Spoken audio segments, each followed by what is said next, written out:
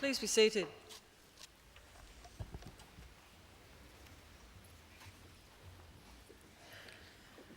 Distinguished guests, ladies and gentlemen, I would like to invite Mr. Chris Tobin, a representative of the Darug people, to offer the traditional welcome to country. Mr. Tobin.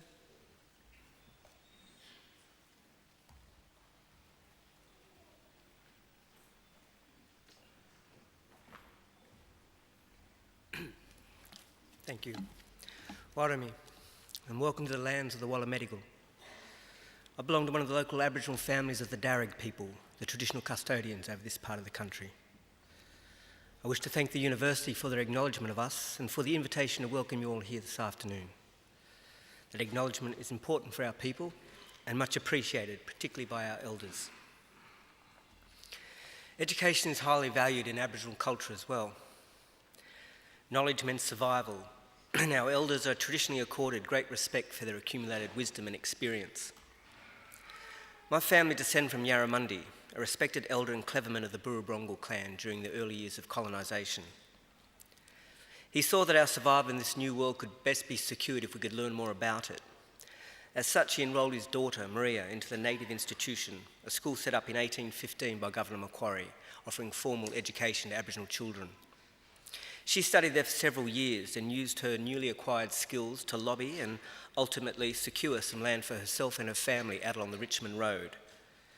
Other Aboriginal families soon joined them, and it became known as the Blackstown, where present-day Blacktown comes from. We're very proud of her, as I'm sure your families are of you here today. And with good reason. For your progress progresses us all. Your advancement is our advancement. Now, this is perhaps more readily understood in traditional times when camps were smaller and clan groups abided by strict sharing laws. It meant that the food that you caught and brought back got distributed throughout the rest of the camp. Your skills and good fortune were thus enjoyed by all. Your efforts literally nourished the whole community. And you in turn were looked after by them. Yes, we can live quite beautifully when we get clever about it. Our Aboriginal ancestors certainly lived well in many respects, and I use occasions like this to offer them to yourselves as a model or a benchmark on how good to expect our lives today. You see, when Captain Cook arrived here a little over 200 years ago, he described the people he encountered at Botany Bay as one of the happiest people he had met in the world. They had nothing, he wrote, but the tools that they carried. They were naked, they made shelters from the bark of trees without cutting them down, and harvested food from the earth without tilling it. In traditional times, everyone was accorded rights to the country or clan area where he or she was born into, so there was no homelessness, and no rich and poor either. Everyone had pretty much the same amount of gear, what you could carry. There were no armies or jails, no rents or mortgages, no police. We have no history of slavery or empire building. People cooperated to collect the resources which were needed, and then they were shared out according to strict Aboriginal law. Our lands were maintained in their natural state, rivers were clean and unpolluted, with people drinking out of them as they have done here for the past 20,000 years. Now remember, this is not an ideal, this was normal life. There's no reason why we should expect less for ourselves and our children than what our ancestors enjoyed. Now admittedly, there's a lot more of us, so we've got a bit of work to do. But we're a clever people. So I would say, expect great things from your lives. And do great things. There's a lot of magic in the world at the moment. And together we can create a future worthy of our children and a country that we can be proud of. We can all do our bit. I'll do mine now by getting off and letting you good people graduate. Just want to say congratulations to all of you and all the best in our collective futures. Thank you. Yana.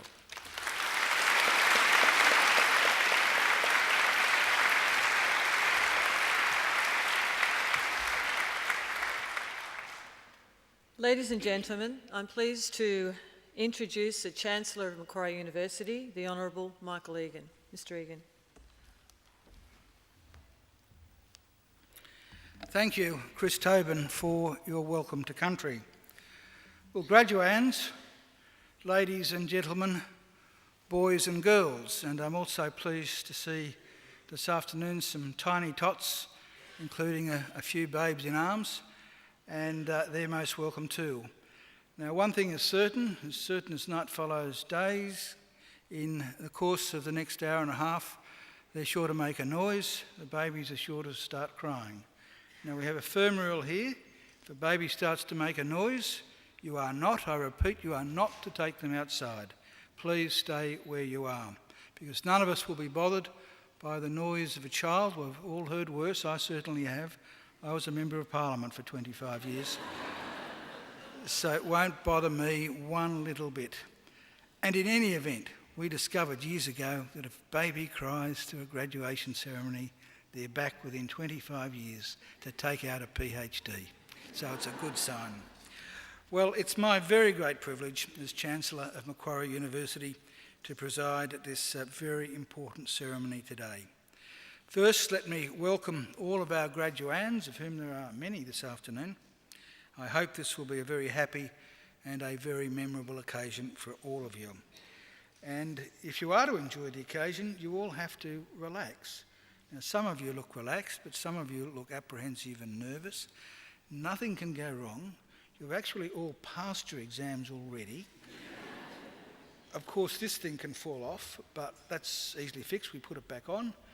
The very worst thing that can happen is that you trip when you're up here on the stage and fall over, and that has happened. But we've got every eventuality covered. That's why we have an occasional speaker. On this occasion, Mike Carlton, whose job it is to pick you up if you fall over, as well as give the occasional address. So please sit back and relax and make sure you have a really happy day, because you deserve to take pride in your graduation. Completing a degree is never easy.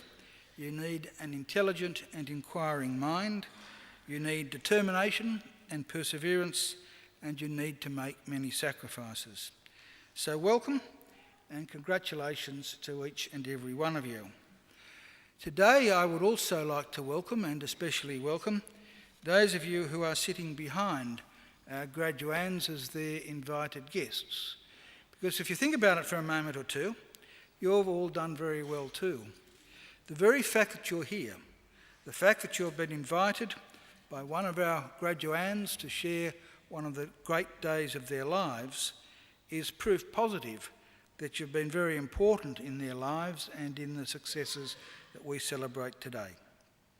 So mothers and fathers, brothers and sisters, cousins, sons and daughters, grandmothers and grandfathers, friends, husbands and wives, partners, boyfriends, girlfriends, lovers, or whatever you are, congratulations and thank you for celebrating this great occasion with us. And I don't want you to think either that observing today's graduation is the end of your role, because I have another very important service for you to perform for our newest graduates, as they will soon become. I want you to make sure that the testameurs, the degrees they receive today, are never ever put in a bottom drawer, but are always proudly displayed in a position of prominence. In other words, if our graduands are too self-effacing to proclaim their own success, please, you make sure that you do it for them. Now, the ceremony that we're about to participate in is one of the world's oldest social rituals. For centuries, graduates have been donning robes just like the ones our graduands are wearing today, and participating in ceremonies just like this one. Indeed, there are some 50 universities in the world which can trace their history back more than 500 years. Now, I hope it won't come as a shock to you to learn that Macquarie University is not one of those 50 universities. We're only 49 years of age. But in those 49 years, we have come a long way. We now have more than 130,000 Macquarie graduates living in more than 140 countries. Macquarie is a very modern and outward-looking university. We're regarded as one of Australia's leading research universities and are currently extending our research as we are our course offerings and facilities. We're always trying to engage with the world around us. We've forged strong alliances with the community and with industry and are keen to establish more. On your way here today, you may have seen our new Macquarie University Hospital, which, as well as its primary purpose of treating sick people, is also used by the students and academics in our relatively new School of Advanced Medicine. You may also have seen our new library, which was opened, I think, last year, which is really state of the art and I'm sure the envy of every other university in the land. And only this week, we officially opened our new Advanced Hearing Hub, which is a world-leading institute dedicated to advances in hearing, speech and language science. So we're looking forward and we're on the move. We want Macquarie always to be a leader in teaching and learning and a leader in the accumulation of knowledge and understanding. In other words, an ideal community of scholars. And graduands, in just a few minutes, it will be my very great honour to confer your degrees upon you and welcome you as lifelong members of that community of scholars we proudly call Macquarie University. Thank you.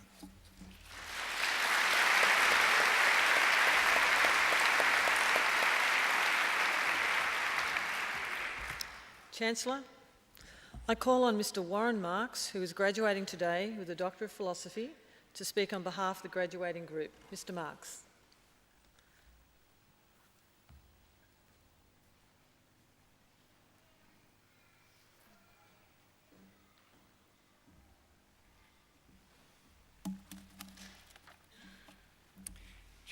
Chancellor, members of the University, fellow graduands and guests. Welcome to this very special day for all of us. It is with this sense of pride that I have been invited to speak on behalf of graduands. Maybe this was an honour bestowed on me because of my age, a little like qualifying for a seniors card. But whatever the reason, I am truly deeply honoured. However, to speak on behalf of all graduands seems like a mission impossible, for everyone graduating today has their own story to tell, a very personal story about their own journey, a journey which no doubt involves many other people, friends and family who are here today, have been part of that journey and have travelled the road with you. I cannot know your story. It would be good if everyone could share their story, but we would probably be here not only for the next hour and a half, but maybe the next week and a half. So I thought the next best thing, with your indulgence, if I could share my story. And I hope that during that time, you might reflect on your own journey and your own story. So I have entitled this chat, The Never-Ending Learning Journey. I was raised in a suburb, Sydney suburb of Marrickville in the late 1940s. Yes, 1940s. And early 50s. But it was not a trendy suburb like it is now. It was rather a very working class suburb. And my hard-working parents had left school at 14 years of age to make their way in the world, which was commonplace. And a good education for my brother and myself was their dream. After attending Marrickville Primary School and progressing to Enmore Boys High School, incidentally, both of these establishments, Marrickville Primary and Enmore Boys High, closed their doors not long after I left. And I'm not sure what that says about my contribution, but I'll return to that a little later. My brother, 2 years older than me, had left school to go to university to become a teacher. Therefore, based on normal sibling rivalry, I wanted to do anything else but teach. However, after a year in the workforce, I realised it was teaching that I wanted, and I commenced a 2-year primary teaching course at the old Balmain Teachers College, which incidentally has also closed its doors after I left. There I went again. After 2 years teaching, I decided to start university part-time. This was not for any altruistic desire to acquire knowledge, but simply to get a BA degree so I could get the same pay as secondary teachers, of which my brother was one. A decision totally inspired by money, but little did I know that this was a decision that would dramatically change my life. This was 1967, and a new university was opening its doors to gladly teach. Macquarie University in Ryde, and I was living nearby, so this seemed like a logical and convenient idea at the time. After 2 years of part-time study and teaching full-time, I realised I was not doing either thing all that well. and I'm sure many people here graduating today know exactly what I mean. So I decided I would come to university full-time with the support of the then federal government Commonwealth Scholarship, a relic of bygone days. And I became a full-time Macquarie University student. I met and engaged with some wonderful people. The staff, absolutely inspirational. Acknowledging the danger of mentioning one and not many, I am going to single out one staff member as an example of the impact which Macquarie University was about to have on my life. The values that I held were about to be turned upside down by our English tutor, Thea Gregson. Thea Gregson, or Thea Astley, as was her publishing name, was a leading Australian novelist. Thea challenged everything we held dear in the 60s. Nothing was sacred, nothing off limits: religion, politics, sex, and yes, even rock and roll. This was a liberal education based on debate and challenge, and on new learning and intellectual discourse, the type of which I had only ever dreamt about. In that climate, I developed a thirst, a hunger, and a passion for learning, and maybe a healthy scepticism. My parents' dreams were being fulfilled. I graduated in 1971 and went back to full-time teaching and accepted an offer from Macquarie to complete my honours degree here in history, which I did across 1971-72. In 73, I commenced a Master's in Educational Administration part-time through the University of New England. My apologies to Macquarie, but Armidale was the only university offering that course at that time. And I completed that degree in 1976. Yes, 1976. My journey is probably now about to intersect with the time when many people here were being born. I continued to teach with the New South Wales Department of Education in public schools across New South Wales and overseas till 2004, becoming a principal in 3 different primary schools. Teaching was a job I loved. Being a principal was indeed a special privilege. I retired in 2005, but I was not sure what I was going to do. I am not a 5-day-a-week golf player, and anyone who watches my swing will know exactly what I mean. So I continue to work part-time in educational leadership because that is my passion. In 2008, by then 64 years of age, I decided to undertake some research in educational leadership. Not sure exactly where to do this, I searched around different institutions. I learned that Macquarie was developing a very good name in the discipline, so I decided to seek enrolment in the PhD degree, which they kindly granted. Maybe another concession to my age. I commenced in 2008 and completed last year in 2012, and what a wonderful journey that was. I learned so much about myself and so much about the discipline, and it opened doors to so many new people and new experiences. But may I say, re-entering Macquarie University in 2008 as a student for the first time since the mid-1960s had its quaint and humorous moments. One I recall was when I went to buy the parking sticker, and many of you can remember going to buy your parking sticker. I filled in the dreaded form, no doubt you know that one. One section asked for my student ID number. And do you know, because I didn't, that you never lose your original ID number? So mine was the same as when I enrolled in 1967, 167044746. I handed the form to the lovely young lady behind the desk and she politely told me I had filled it in wrongly. I went away to check, thinking I had made a mistake. I hate forms, but I hadn't. I went back to the desk. The young lady explained that Macquarie University does not have numbers like that, 167044746. I explained that it did date back to 1967 and my original enrolment, thinking to myself that not only was 1967, certainly before this particular young lady would have been born, but maybe before her parents were born also. With this, the young lady ran out the back and called her workmates to come have a look at this student ID number and have a look at this old bloke, because he was re-enrolling at Macquarie at his age. Today, my journey, like yours, has reached another milestone. But these days are just that. They're milestones on a journey, a never-ending journey of personal growth, fun and learning. For hopefully whilst we live and breathe, our learning journey will inspire us, energise us and bring a sense of wonder and fulfilment that will keep us mentally and intellectually forever young. Today, can I encourage you to revel in your success, to revel in your journey? And can I ask you to make a commitment to yourself to continue your journey of learning forever?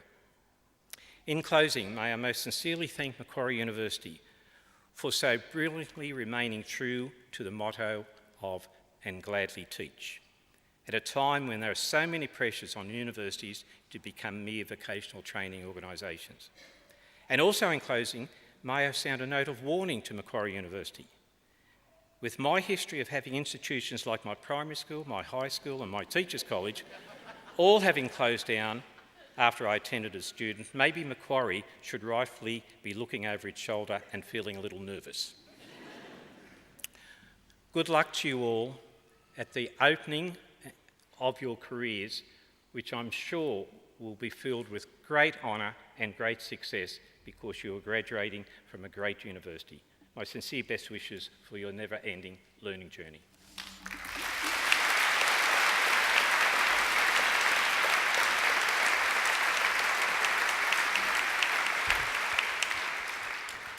Well, let me assure you, Macquarie University is not for closing. We're open for business, particularly when we can produce graduates like the one we've just heard from. That was a great speech, Warren. Thank you very much for it. Congratulations on not just your PhD, but on all your degrees, even the one you got from another university. I think you must have been an inspiration to thousands and thousands of young boys and girls at our schools. You're still an inspiration, and I'm delighted that you've had a lifetime association almost with Macquarie University. I was interested in your mention of Marrickville. I haven't been to Marrickville, I suppose for more than 40 years, but I used to have relatives who lived there in the 1950s, and I have fond memories of it, particularly Christmas Eve, December the 24th, 1952, because I was a very sceptical little boy and I wasn't sure about the existence of Santa Claus. But that night, I saw Santa Claus with my own eyes, delivering presents from house to house in Marrickville Road, and I've believed in him ever since. So thanks for reminding me of those memories. I think Warren deserves another great round of applause.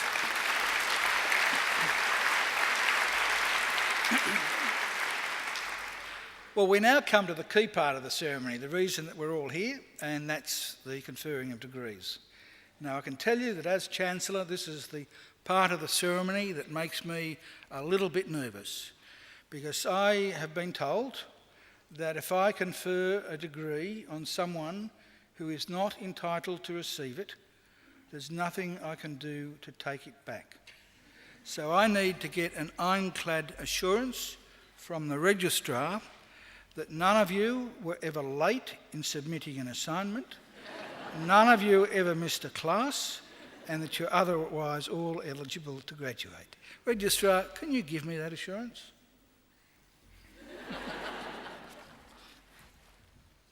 Chancellor, I certify that all the candidates being presented here today and those who are absent have satisfied the requirements of Academic Senate for the degrees that they are to be awarded. Would all the candidates for admission to degrees please stand?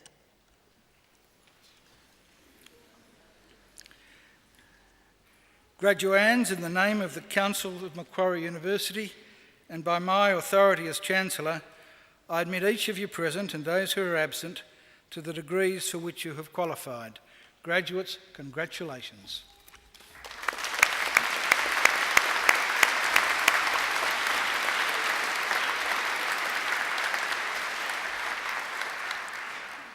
Will you please be seated?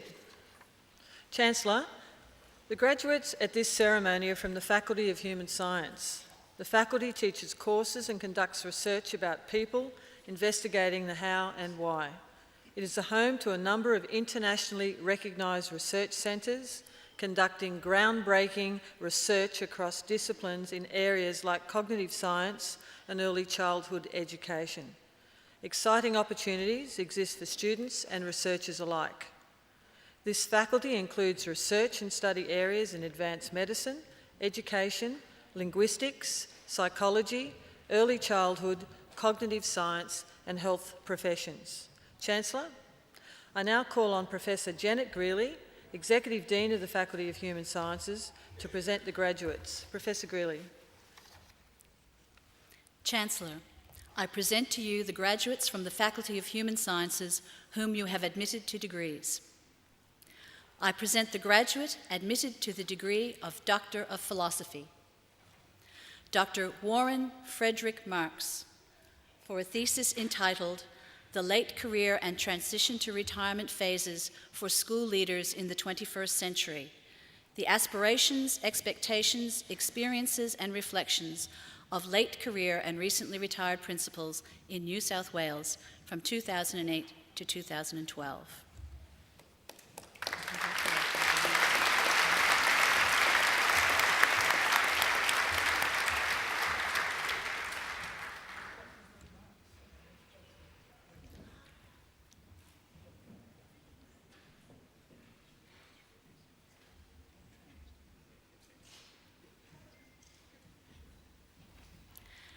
I present graduates admitted to the degree of Master of Education, Melissa Jane Collins.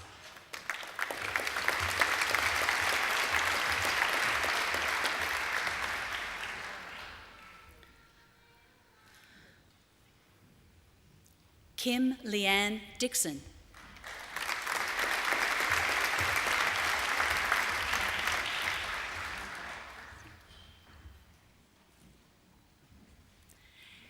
Angarad Marie Stewart.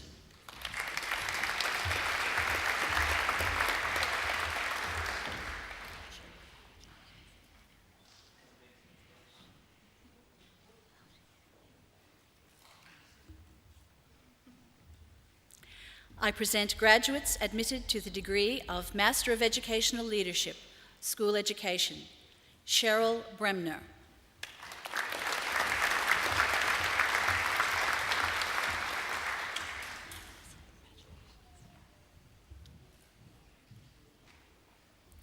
Melissa Louise Caltabiano.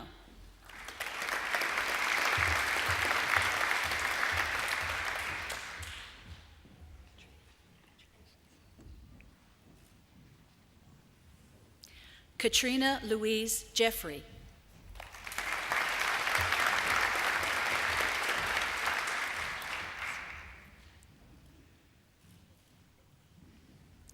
Allison Wendy McLennan.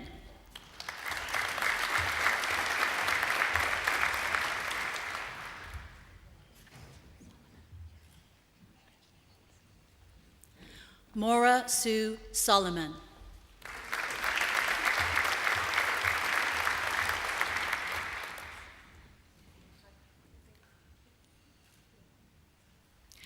I present the graduate admitted to the degree of Bachelor of Arts with the Diploma of Education with First Class Honours, Elise Rogers.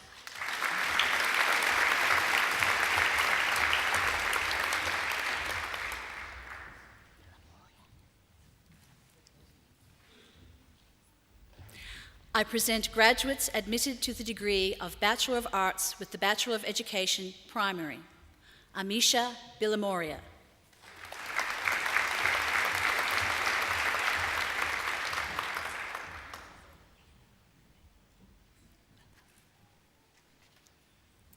Nissa Sylvia Desmond.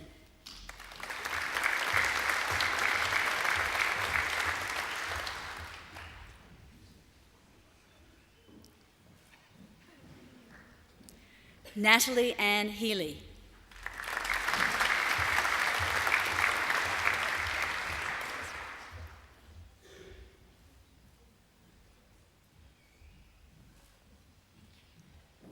Sarah Hellier.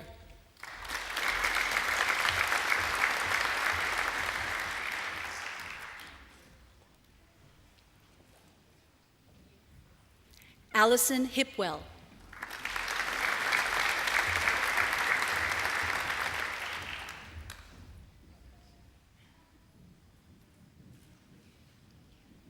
Lauren Jennings.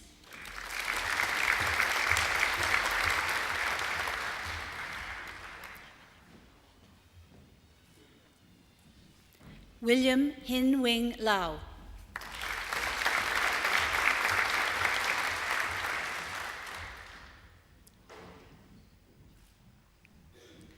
Michelle Gabriella Leon.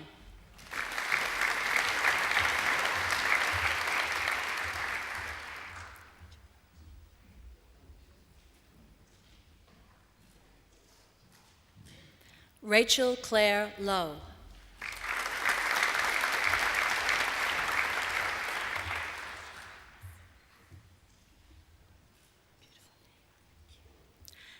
Lena Matta.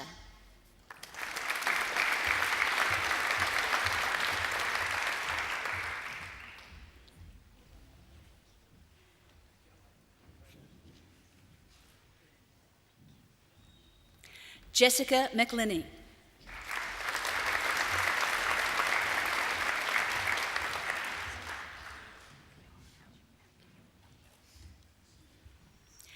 Stephanie Melchior.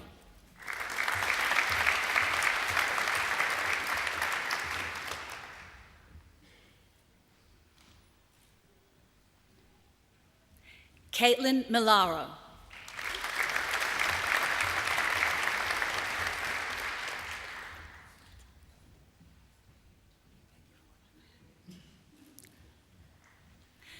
Rebecca Miller.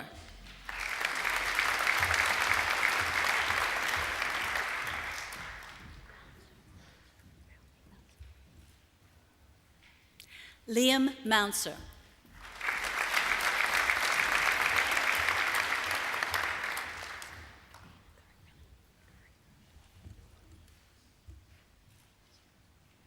Karina Evelyn Notman.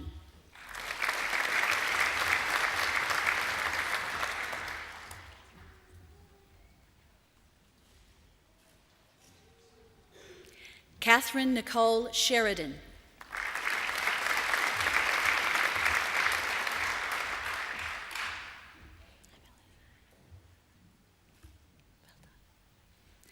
Melanie Cara Skinner.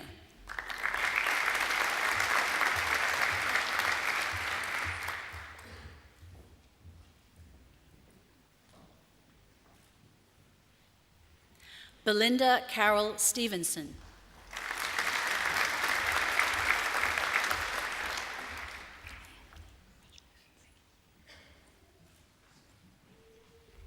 Anthony Luke Tarabay.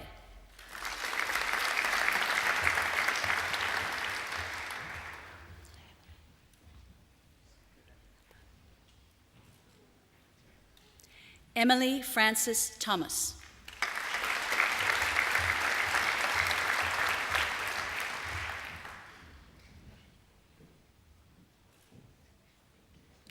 Caitlin Young.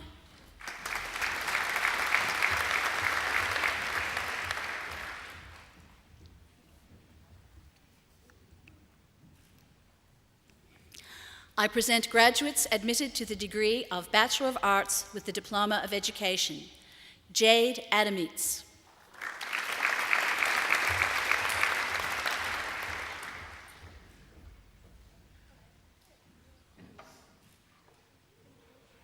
Jessica Adams.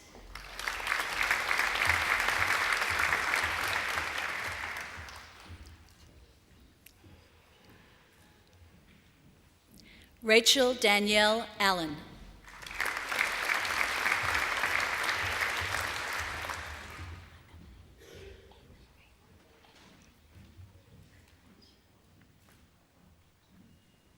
Melanie Amon.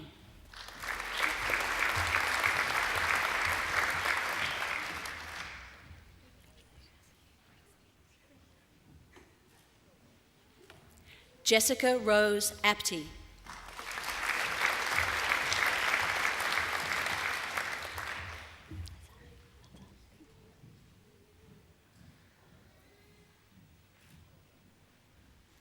Sally Armstrong.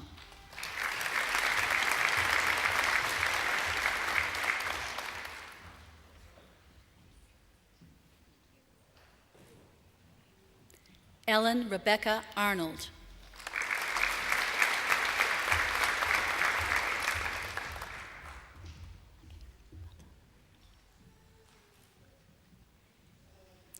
Kate Astley.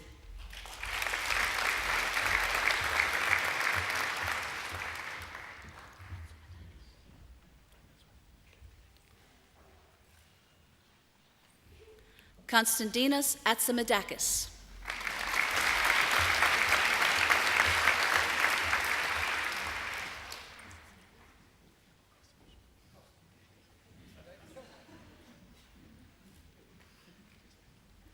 Samantha Kate Baines.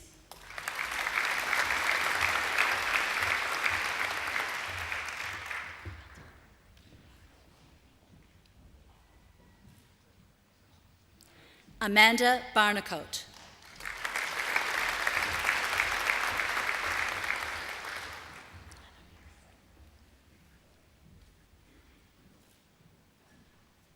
Louise Barry.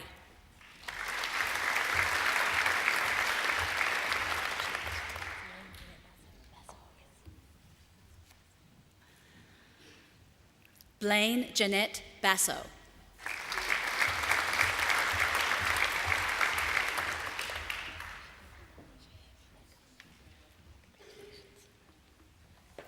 Shahida Begum.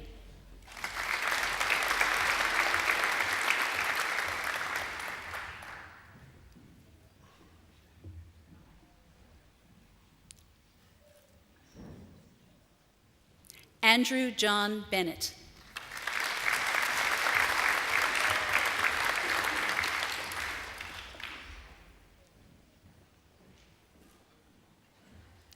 Benjamin Thomas Bennett.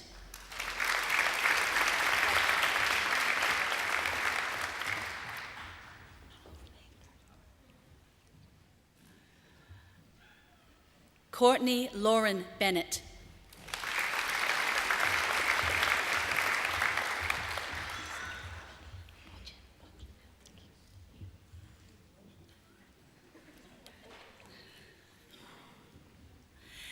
Cassandra Bodgen.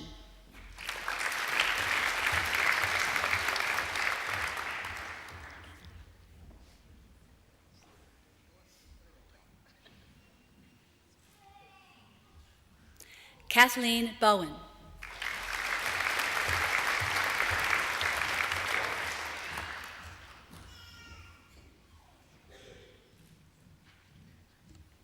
Laura Broadhead.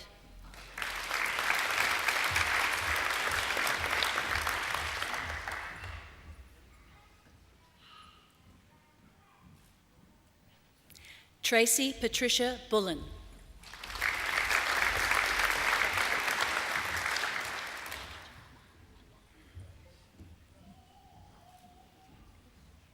Jemima Emma Rose Butt.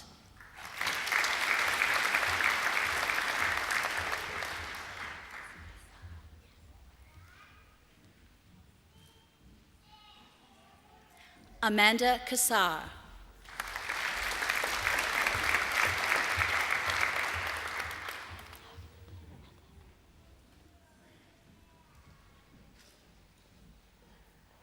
Belinda Carol Chan.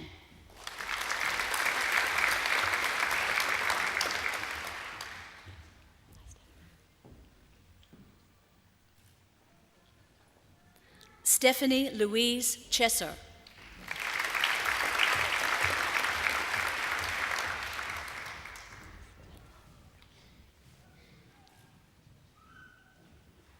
Nicholas Kar Ming Chun.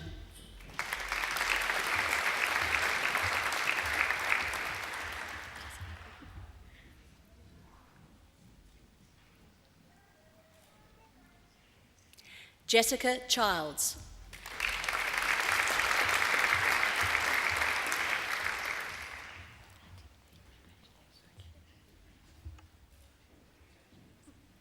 Timothy Chi Ming Chuan.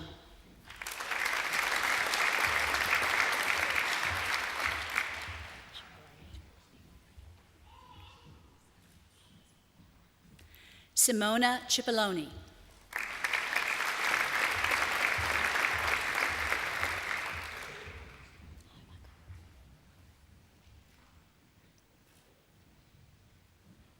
Michael Allen Clark.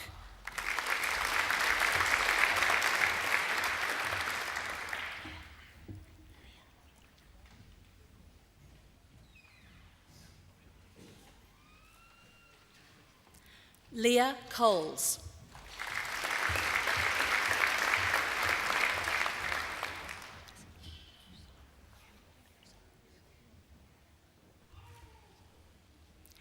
Tegan Danielle Caluso.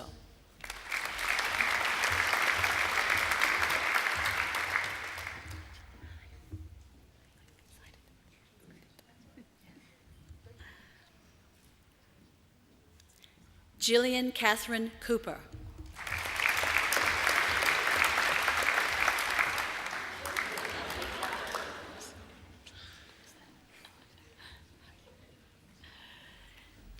Stephanie Lee Corbett.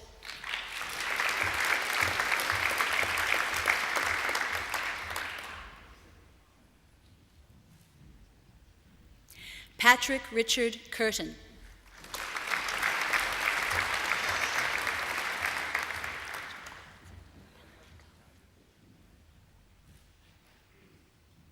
Adam John D'Alamico.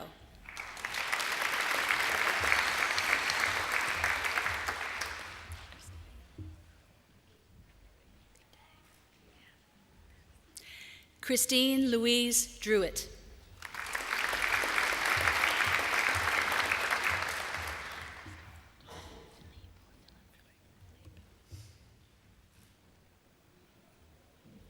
Christopher Philippe Dumaine.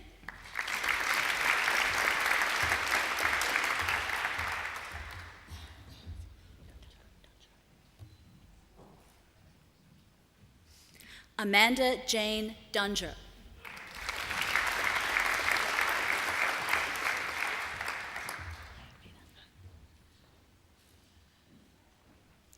Edwina Jane Dunworth.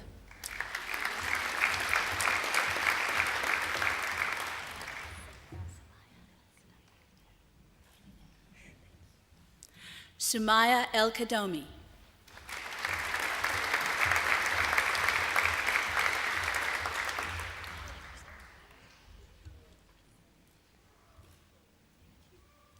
Kirsten Ewens.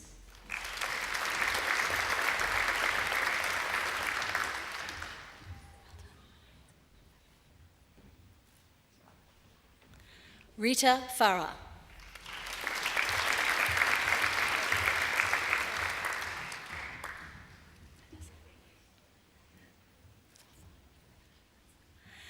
Tessa Susan Flegg.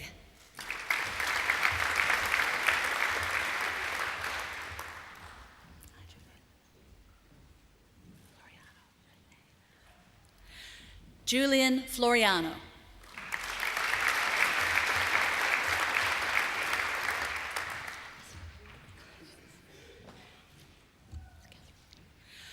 Lucy Catherine Foote.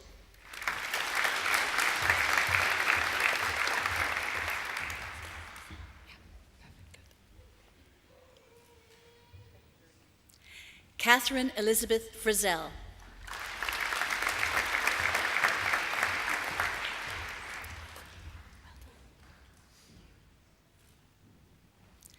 Avril Jane Wilson Frost.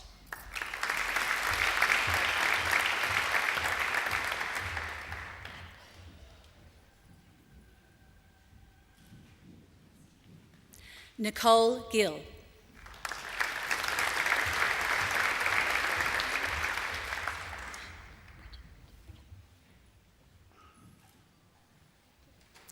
Bridget Nicole Glover.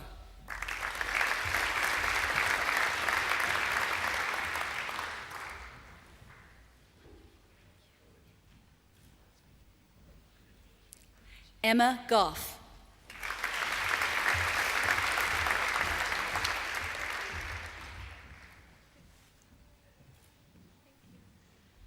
Gemma Griffiths.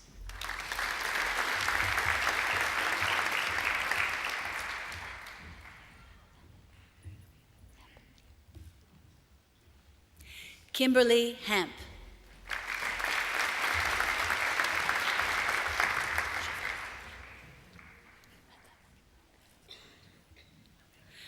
Siobhan Harvey.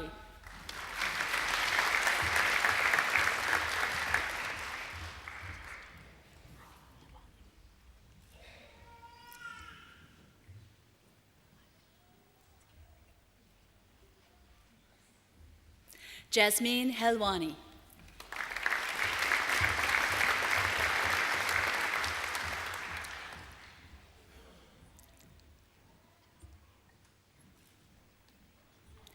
Emma Hobson.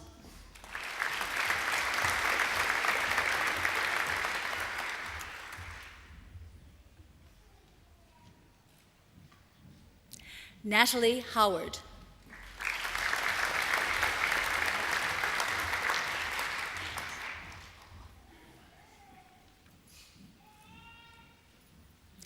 Alison Hua.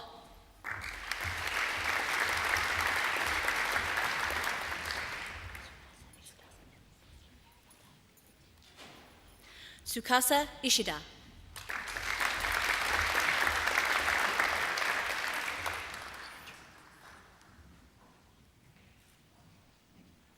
Andrew Jackson.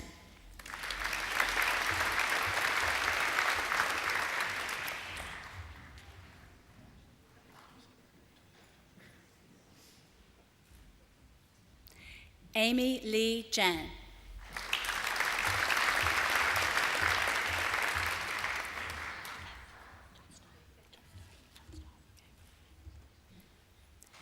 Kate Johnstone.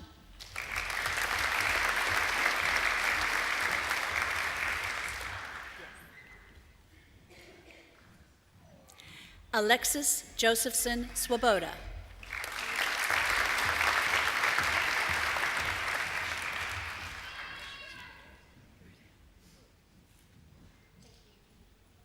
Tiana Kanich.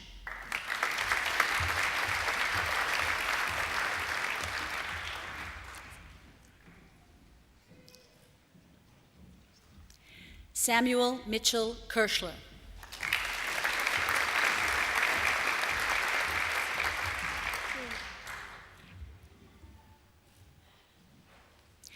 Grace Elizabeth Kulma.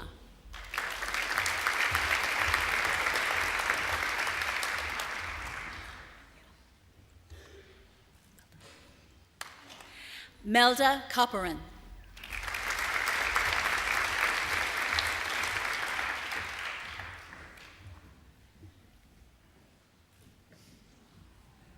Helen Alice Curry.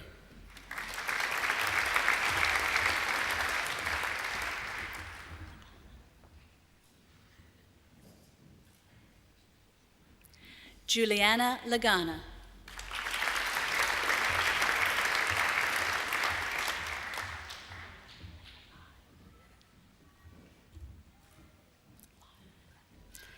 Layla Lai.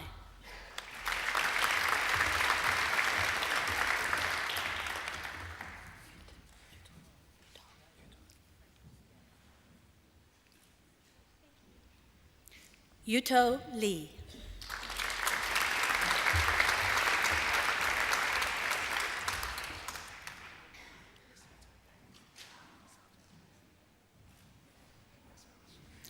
Caitlin Louise Mahoney.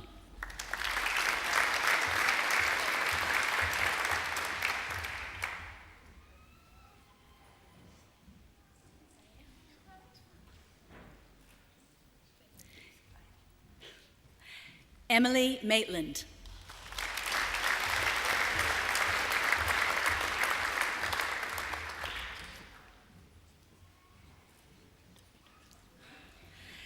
Jennifer Marshall.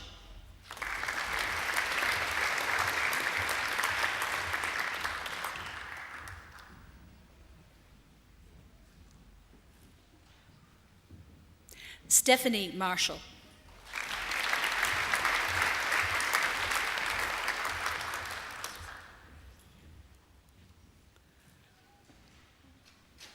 Susanna Michelle Matters.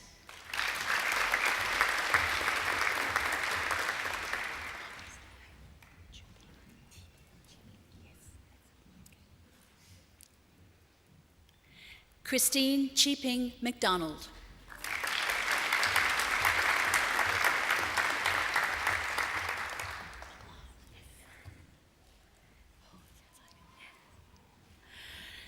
Adele Mary McGlone.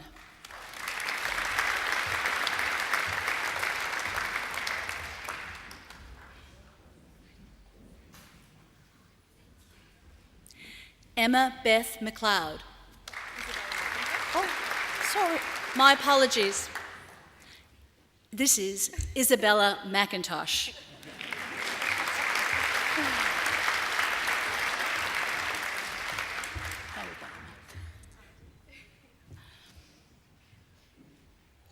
Emma Beth McLeod.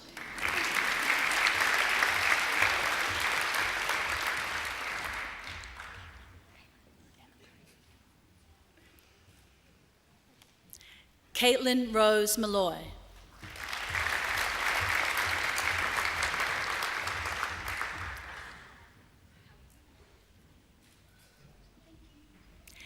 Erin Elizabeth Moore.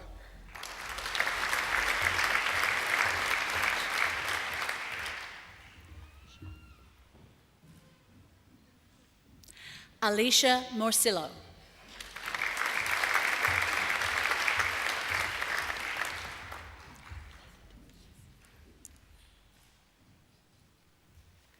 Rhiannon Jane Morcillo.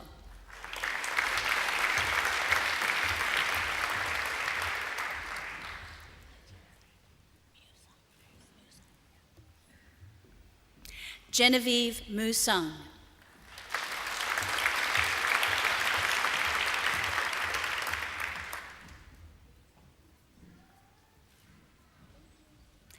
Kate Doyle Murphy.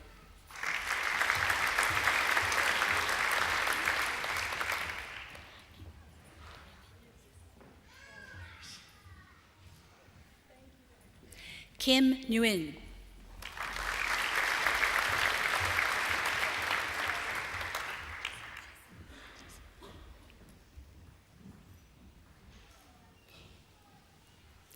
Jessam Louise Noble.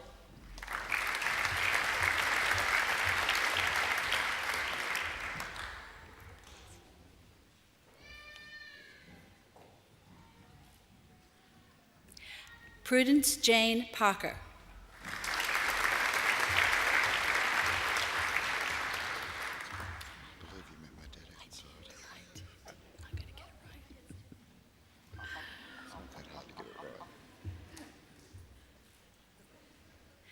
James Pattinson.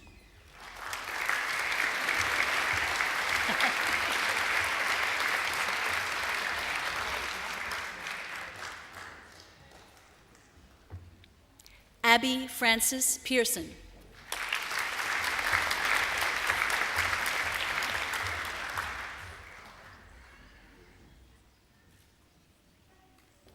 Jamie Lee Pickrell.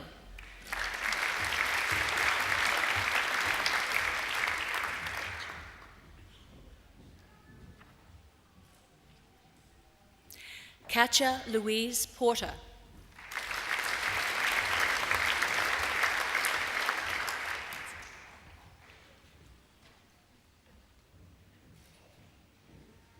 Lindsay Price.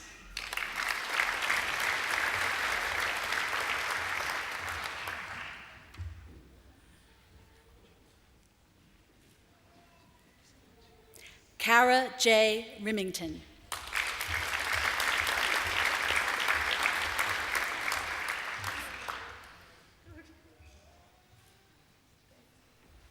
Lisa Barbara Roberts.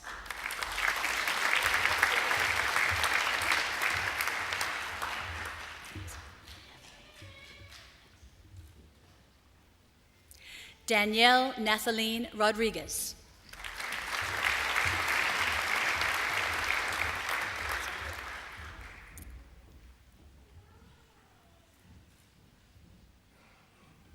Samantha Brooke Rothwell.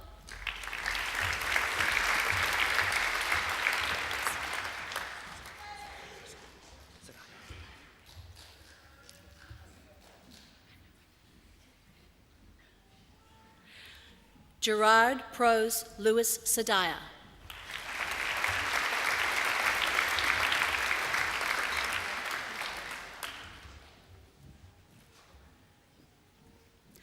Ashley Michelle Saxon.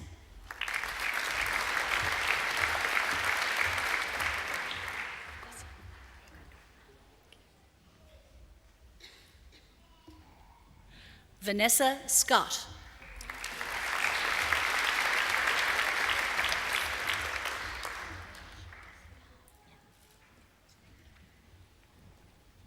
Deshanka Sakar.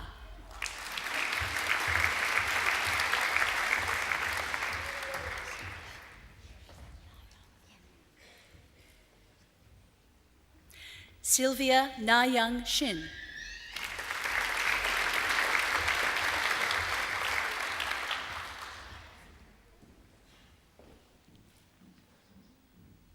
Lauren Shervington.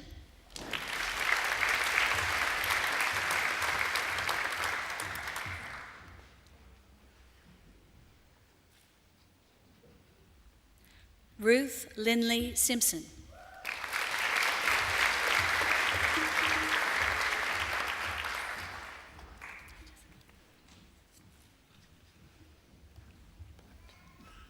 Jessica Leanne Smith.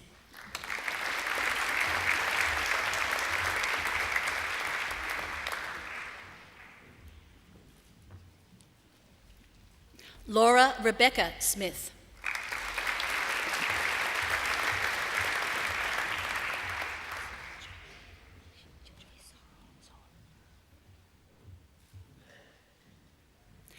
Sharon Jyoti Sohal.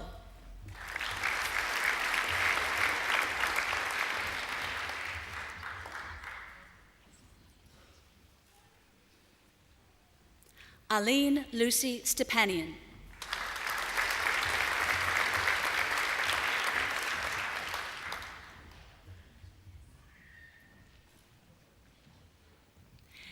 Emily Elizabeth Sullivan.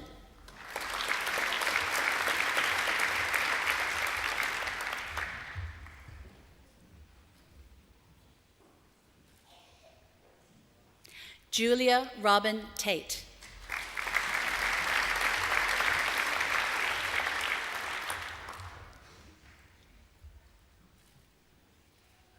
Nellie Tan.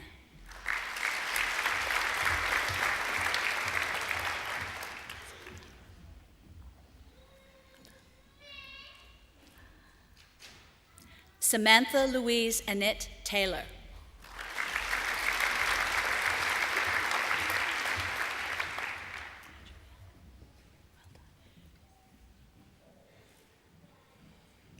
Julie Ann Turner.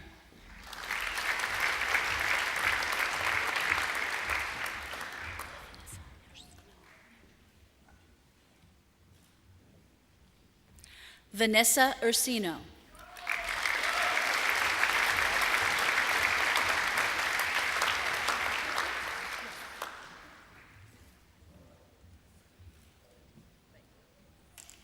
Sheila Stephanie Vallister.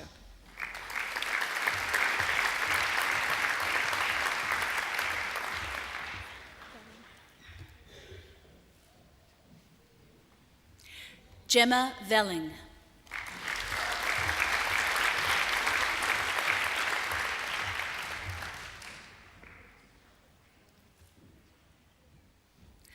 Michael Verata.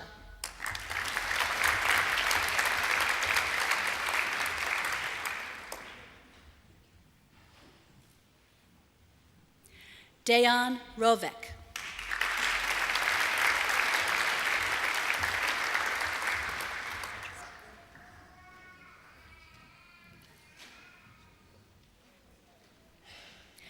Tristan Granville Wallace.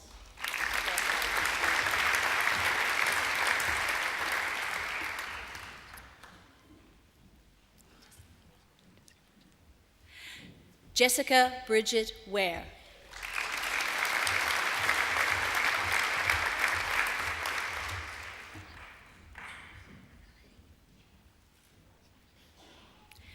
Courtney Lee Watson.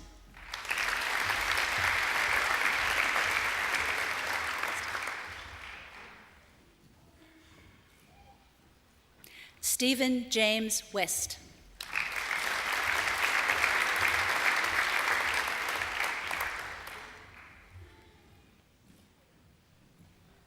Ryan Ashton Whitworth.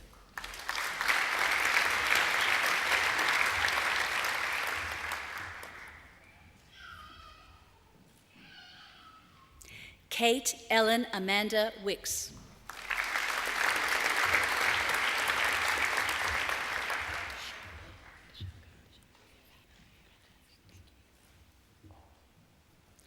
Dashankar Veena.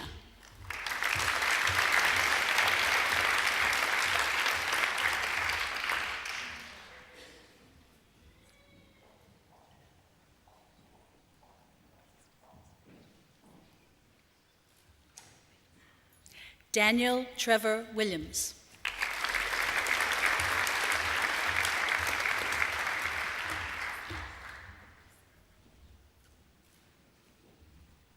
Rachel Emma Wilson.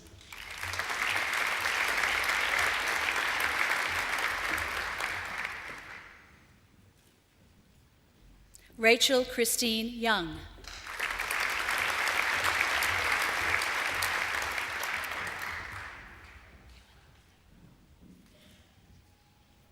Brian Ewan.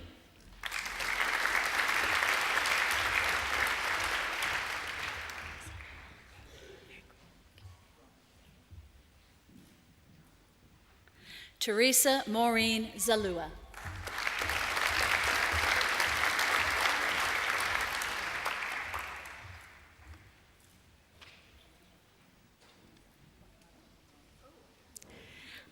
I present graduates admitted to the degree of Bachelor of Science with the Diploma of Education.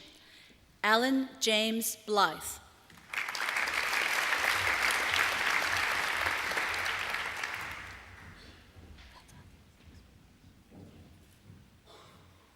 Laura Burns.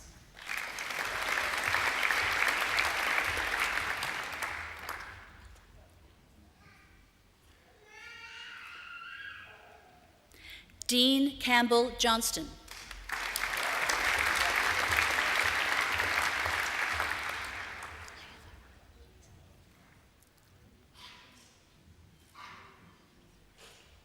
Heather Knight.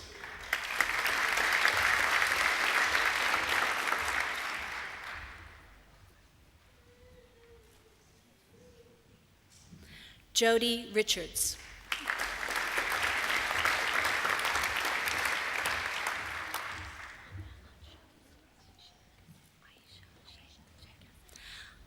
Anya Aisha Sheikh Kasim.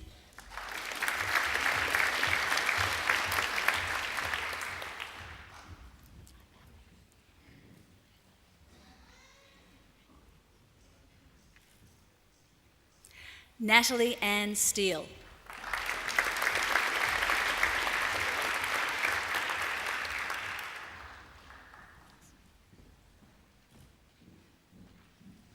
Max Warren.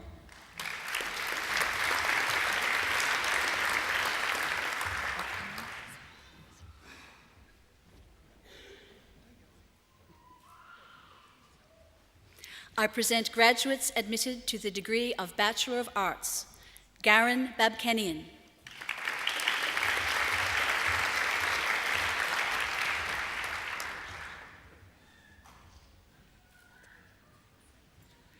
Tanya Rahman.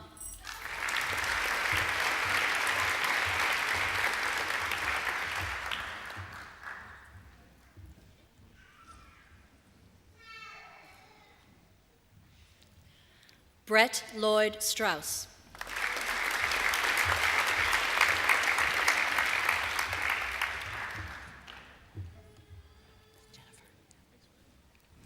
I present graduates admitted to the degree of Bachelor of Education, Primary. Jennifer Ann Boyle.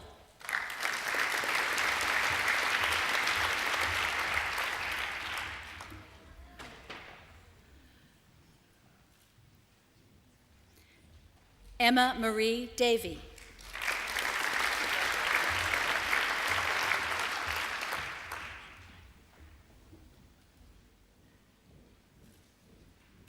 Bryony Lynn Drayson.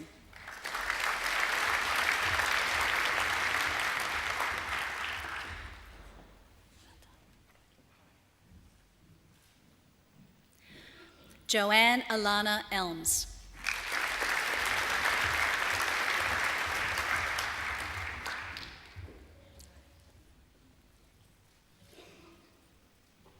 Amanda Catherine Farrell.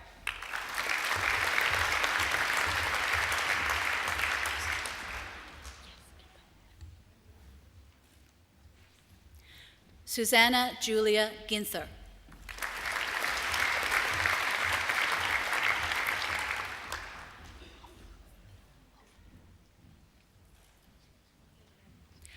Jennifer Christine Hoff.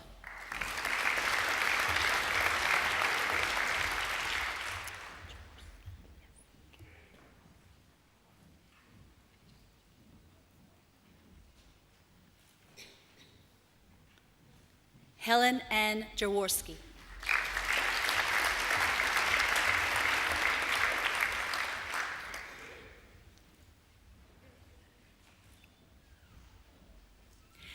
Catherine Ellen Kieran.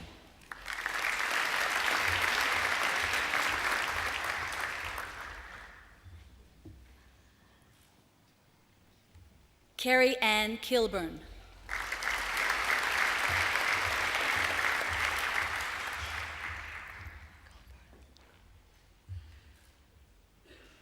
Jocelyn Lindley Colburn.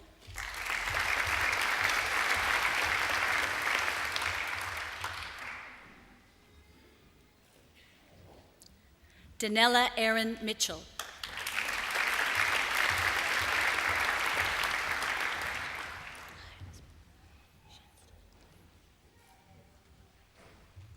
Elizabeth Jane Shenston.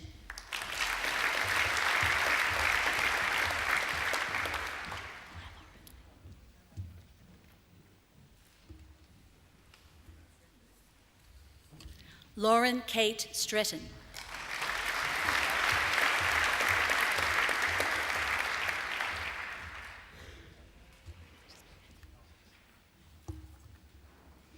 I present graduates admitted to the degree of Bachelor of Education, TESOL, Norul Amira Binti Arafin.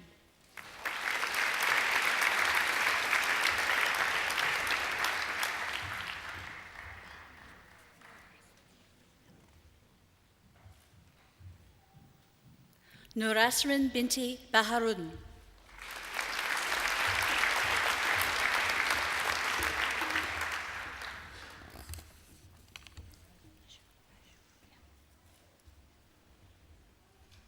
Nashua Binti Muhammad Sahib.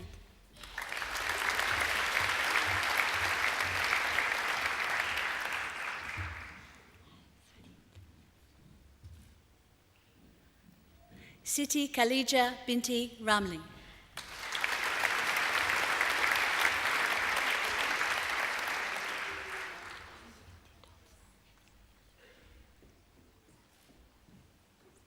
Narul Aliyah Binti Toman.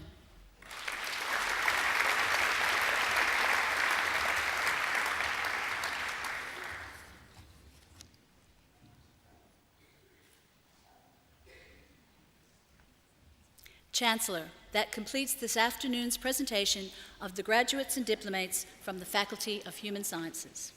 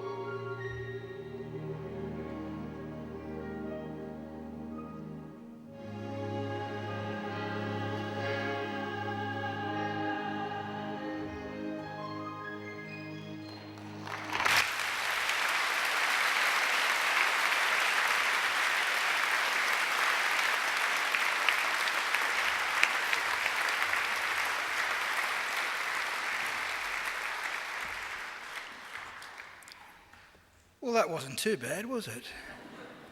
That beautiful voice, ladies and gentlemen, belongs to Angela Brewer. Now, I'm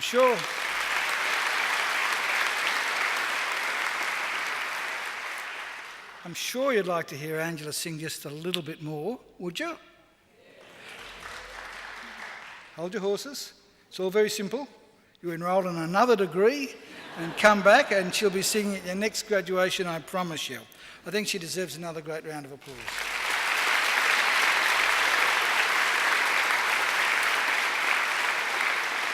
As do our musicians, Dr. James Forsyth over there on the organ.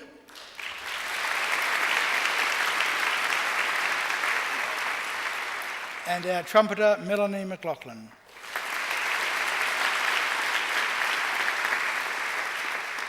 And those other nice people sitting over there are our alumni volunteers who come along to make sure that your graduation goes smoothly, so they deserve a great round of applause too.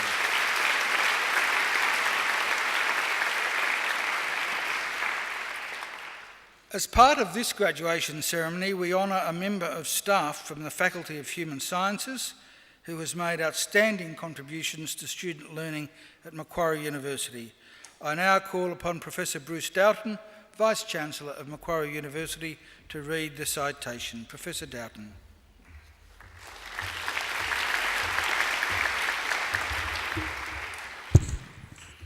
Chancellor, it gives me great pleasure to invite Dr. Matt Bauer to come forward. Chancellor, Dr. Bauer is a 2012 winner of a Vice-Chancellor's Award for Teaching Excellence. Dr. Bauer won his award for his research-led teaching in the use of technologies in learning and teaching. Dr. Bauer models best practice in teaching, embedding and integrating technology into his units of instruction, demonstrating how he would like his students to teach in the future. Students have the choice to engage in interactive lectures in person or online, with workshops providing the student with an array of solutions to combat teaching problems. Assessment tasks are implemented by Dr. Bauer are also online. Dr. Bauer works with his peers across the department, the university and beyond in the effective use of these learning technologies.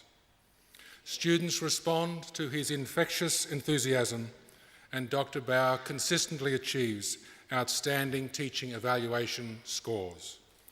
Chancellor, I present to you a truly worthy recipient of the 2012 Vice-Chancellor's Award for Teaching Excellence, Dr. Matt Bauer from the Department of Education in the Faculty of Human Sciences.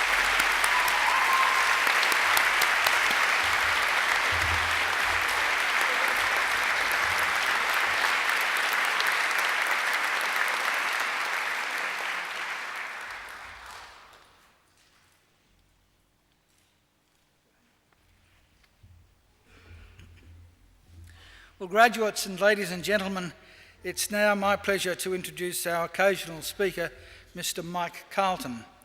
Mike is one of Australia's best-known broadcasters and journalists. In a media career of 50 years, he's been a radio and television news and current affairs reporter, a foreign correspondent, radio commentator, newspaper columnist and author. He was an ABC war correspondent in Vietnam and reported for the ABC in London, Washington, New York and Jakarta, along with other major Asian capitals. He then turned to talk radio as a top-rating presenter at Sydney's 2GB, followed by a stint on London radio. He retired from radio in 2009, but continues to write a column of comment and satire for Saturday's The Sydney Morning Herald. Mike has had a lifelong passion for naval history, with one published best-selling book and another to be released in September. Ladies and gentlemen, please welcome Mr. Mike Carlton.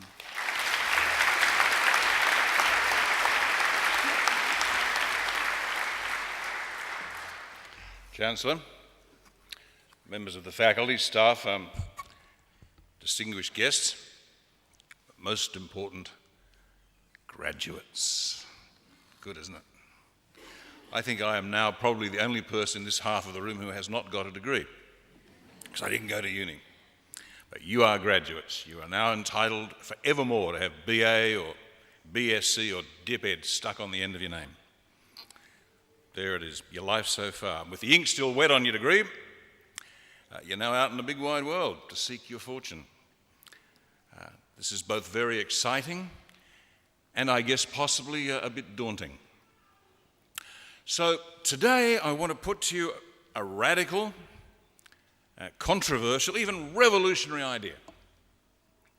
That life out there, beyond this campus, actually ain't all that bad. I'll go further and say that life has never been better. And the future for young Australians has never looked brighter or more promising. Here in Australia, in this year 2013, we are living in a golden age of prosperity and progress and comfort and opportunity that our forebears could never have dreamed of. Now, you won't hear that from the old-style mainstream media where I have spent most of my working life. We don't do that. Good news is no news. We in the MSM live on trouble and strife, big bad headlines. This week's panic, you may have seen, is about budget deficits and the collapse of the mining boom. And you won't get the good news from the social media either. Facebook and the Twitterverse and so on, where stupidity and ignorance come to you totally unfiltered. And nor will you get the good news from our politicians. Governments can never say that things are going great because they're immediately accused of complacency and arrogance, out of touch with ordinary people. And oppositions never admit that things are going great because, well, they're oppositions, bent on proving that the government is wicked and incompetent and should be thrown out tomorrow. The tabloid media, the crap newspapers and the so-called TV current affairs shows and the radio shock jocks, of which I was one briefly, make a very good living by telling you hour after hour, day after day, that the country is going to hell in a bucket. The economy is a train wreck, we are borrowed to our eyeballs, and Australia is deeply in debt and bankrupt. We're being swamped by illegal boat people, Islamic terrorists are everywhere, crime and violence stalk the streets, you're not safe in your own home, Sydney's a dangerous city. If you'll pardon me a Latin phrase, bullshit. None of these things is true. Not one of them. And this is not a party political speech. It's not about Julia, not about Tony. These are facts. Our economy is actually in terrific shape. The envy of Europe, America, and most of the rest of the world. Government debt is about the lowest of any country in the developed world. So is inflation and unemployment. Boat people arriving here are a tiny fraction of the tens of millions of refugees around the world. The latest crime figures here in Sydney are at a 25-year low. The United Nations Human Development Index is a scientific measure of world standards of living, including national wealth, health and education. Guess what? This year, again, guess where we are? Australia ranks number 2 in the world, beaten only by Norway, which is cold and unpleasant for much of the year. So why then do we win so much? Why do we have in this country a culture of complaint, of pessimism, of despair, and even fear sometimes? I wish I knew. You're the teachers, maybe you know. Maybe you can tell me. But I suspect a lot of it's because we've become an acquisitive society. We must have the best and latest of everything. But is life really so bad if you haven't got a 55-inch flat-screen HD TV, the 4G iPhone and platinum membership of the Qantas Club? I find this culture of complaint very sad. It causes unhappiness in a land where we should rejoice at our good fortune and the brilliant future that lies before us. Let me provide some context for you. Anzac Day is just 2 days away. I've been writing a book about the First World War and researching what Australia was like then, a century ago. We had a population of not quite 5 million. Sometime next week, incidentally, we'll pass 23 million, about Tuesday, they reckon. Only the wealthy then, in 1913, had electricity or a telephone or hot water or even a sewage system in their homes. Horses still filled the streets. The land where we are right now was bush with maybe the odd small farm and a market garden here or there.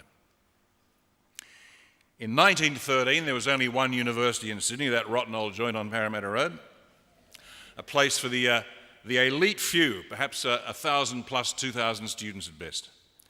Most kids left school at 14 or 15 to get a job or a trade if they could. Only a handful of women were bold enough or mad enough to go to university, and they were actively discouraged from doing men's studies like medicine or engineering because they were, after all, the weaker sex. Might faint at the sight of the male anatomy, couldn't lift heavy machinery, that sort of thing. And a year later, 1914, that generation, our forebears went off to war. Great-grandfathers and great-great-grandfathers joined up to fight for king, country and empire in the war to end all wars, as they thought. Here are the figures. From that population of less than 5 million Australians, 416,809 men enlisted. That's over 8% of the entire population. There were about 2,000 women army nurses as well. Of those who went to war, 156,000 were wounded, gassed or taken prisoner. And 65,000 were killed out of 5 million. A generation was butchered, not a family was untouched, and the loss to our country was incalculable. To give you just one small example of that loss, Sydney University alone lost 50 of its medical graduates killed in that war, 50 doctors. So I guess what I'm saying to you today is this, that things are rather better now. The last century, the 20th century, was perhaps the darkest in all human history, with its unending conflict and slaughter and, of course, the Holocaust. This century has just begun, and you guys stand at its doorway on the threshold of an extraordinary era in our national life. Your studies at this great university have equipped you to seize the opportunities that present themselves in ways that even now we cannot begin to imagine. And you have a part to play in shaping the years that lie ahead, and you have the opportunity and the privilege of shaping your country because you will shape younger minds that will follow yours. So enjoy your lives, lighten up, have fun. Many of you as teachers may not have heard the news today, but you'll be pleased to hear it, I guess, that the state of New South Wales today signed up for the federal government's Gonski reforms. Thought you'd like that. Premier Barry O'Farrell has signed on the dotted line today, so that may brighten things again. I don't pretend everything is perfect. We baby boomers are leaving you with a few problems you're going to have to sort out, just as our parents did for us. There's climate change, there is politics, which will have to be reclaimed from the Brahmin caste which now controls it, as we've seen in the corruption of the Labor Party in this state. There is the challenge of genuine equality in this country, where it is a national scandal and shame that so many of our Indigenous people still live in poverty without hope or opportunity. And you will have to deal with the global communications revolution, which has barely begun, with its infinite potential for both good and harm. The internet, or whatever follows it, will be the key to all knowledge and science and human progress, and one of your great tools in your profession. But if it's not properly arranged for society's benefit, it will also be a threat to privacy and individual liberty. Perhaps it is already. And of course, there is that other grave and urgent problem you will face, and which you must address, which is how to keep us baby boomers in the style and comfort we've come to expect over the years. So just pay your taxes, really, because we need the money. But I envy you now, for the world is now yours, coming ready or not. Your presence here today as graduates of this university suggests that you are ready for it. You have worked hard and you have succeeded in what you've undertaken. Maybe better than you thought possible, but you've done it. So don't stop now. Be brave, be hopeful, and use the knowledge that you have gained to go forth in our country and do great things. Congratulations.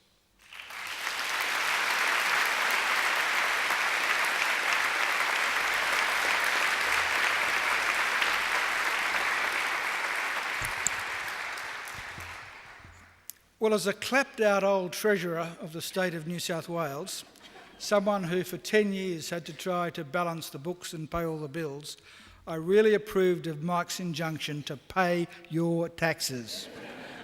And it's true, I forget who it was now, but it was a very famous American who said taxation is the price we pay for civilisation, and it's true. But I'm sure you'll agree that was just an outstanding occasional address, and we've really been fortunate to have Mike deliver it. And it is true, things get better. Things, in my experience, in my life, have constantly been improving, although we tend never to acknowledge that. With the list of things Mike was mentioning, one of the things I remember as a student at that other university that we won't mention in the 1960s was standing on Central Railway Station, and the air literally stank. It stank. And that was a common experience in many parts of Sydney. Likewise, even as late as the 70s and the 80s, if you were in a major big office block in Sydney looking east, every second day in summer we suffered a photochemical orange smog that we no longer see because we've taken lead out of petrol. The world is improving, and I think it's time we acknowledged it. There's something in the Australian psyche, I think, that tells us that we're always going to fail, and yet we always surprise ourselves with our success. The Olympics was a good case, a good example. I think everybody in Australia thought we were going to fail, and yet we stunned not only the world, but we stunned ourselves with our success. So it's time to be optimistic, and I think we had a great message today from Mike Carlton, and we should thank him again.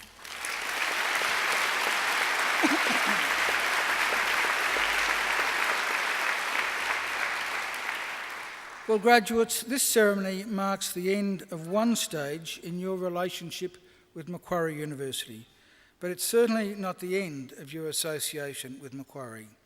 From today on, for the rest of your lives, you are part of the bigger Macquarie family, which is our alumni, and part of the network of Macquarie alumni, which now spans the globe. We'll keep in touch with you through our alumni program, which is focused on lifelong learning, lifelong support, and lifelong connections. Our commitment to you is to help you keep in touch and engaged with Macquarie throughout your life. And please do make sure you come back to Macquarie, either to undertake more study, perhaps to attend alumni events or use our aquatic and fitness and sporting facilities, or even if you like, just come back and enjoy a picnic down by the lake. Well, graduates, the award of a university degree carries many opportunities and privileges. But like all privileges, it also carries responsibilities. Believe it or not, you, each and every one of you, can change the world. And you don't have to be a Nobel Prize winner to do it either. Because almost everything you do, in your homes, in your workplaces, and in your communities matters and can make a huge difference. The consequences of every effort, every action, large or small, can reverberate throughout society through the decades, indeed the centuries. Even something as simple as a kind word or a kind gesture can often be the spark that ignites a great life or a great career or a great achievement. So as Chancellor of Macquarie University, I charge you to use what you have learned, not just for your own benefit, but also for the betterment of the community. I charge you to use the skills and knowledge you have acquired with rigour and integrity, and to commit yourselves to a program of lifelong learning and inquiry. I charge you to recognise the worth and dignity of all people, particularly those who have not had the opportunities that you've enjoyed. I charge you to set high goals and to continue the hard work that has brought you so far. I charge you, wherever you go, to go with all your heart. And in all you do, I charge you to uphold the good name of Macquarie University. Well, now, graduates, I hope also that you'll always remember the people who have helped you along the way, many of whom, of course, are here with you today. So to acknowledge their contribution and thank them for it, I'm now going to ask you to do a couple of things. First, graduates, would you please stand? Now I'd like you to place your testaments, your degrees, on the seats behind you. And I'd like you to turn around to face your families and your friends. And now I invite you to give them a mighty round of applause.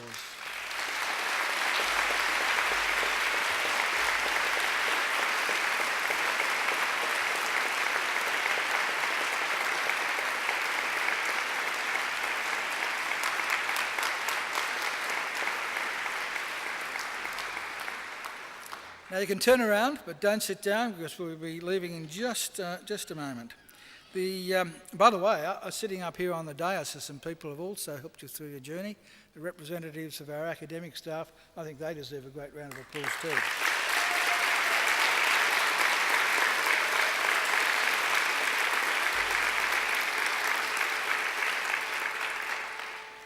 Well, ladies and gentlemen, the official party will now leave the courtyard through the centre aisle and will be followed by all of the graduates.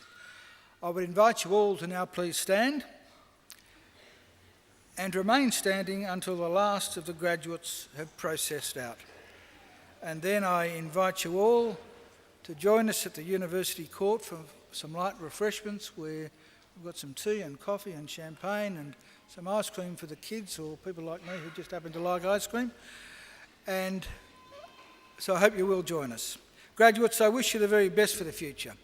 And in the words of the old Irish blessing, may the road rise up to meet you, may the wind always be at your back, may the sun shine warm upon your face and rains fall soft upon your fields.